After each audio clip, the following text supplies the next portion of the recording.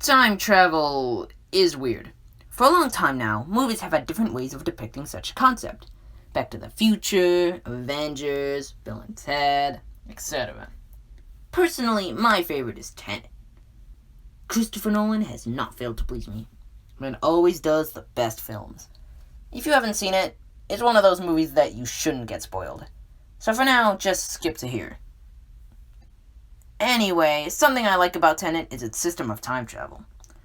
Unlike most time travel scenarios where the character goes from their time to a point in time in the past, the movie Tenet has it so that the character simply goes in reverse. This makes for some pretty trippy scenes. Other movies are still cool though, even if time travel doesn't always work out correctly. What if someone made a time travel movie where time moved vertically? If you were to jump out of the time stream for a short second, you would just be falling through time, unless you got back in. So if you made a time helicopter, you could go back in time. You know the grandfather paradox? If you go back in time and kill your grandfather, then you would never have been born, so then go back in time. If you never went back in time, your grandfather would still be alive. If he was still alive, then you could go back in time and then kill him again. I think you can see where this is going. So take that idea and picture time travel like this. Imagine time travel as a continuous stream, where you, in your current time, are a bubble. If you go back in time and your grandfather dies, your bubble continues on with you existing. Except in the future, also known as your original time, you are never born. This doesn't make it so that you never committed the act, but rather that you can never go back to the time you originally know. If you were to go back to your normal time, it would still be your time, just not the way it was originally. So basically, you can change things in your time, but your little personal bubble doesn't change it so that you stopped existing. This is similar to It's a Wonderful Life, where the guy existed in a world where he supposedly never existed. His memories are the same, but he is in a world where he never lived. There might very well be a flaw with this, but I'm not going to try to figure it out. After a while, thinking about the logic of this can be tiring.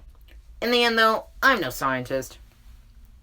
Something most time travel movies forget is that the Earth moves too. Even if you time traveled back only 5 seconds, your person would still be in the middle of space. There's only one time travel movie I know that accounts for this. I don't remember the name of it, but it's cool. Actually, the first time I even learned about this idea of time travel was from this movie. You know the movie The Time Machine? It's based off a book.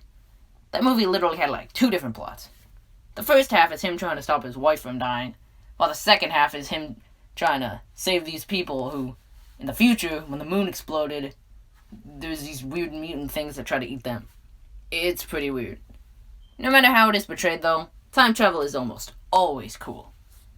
I've never seen The Terminator, and I don't know if I ever will. I probably will. But first I need to get to the chopper. Okay.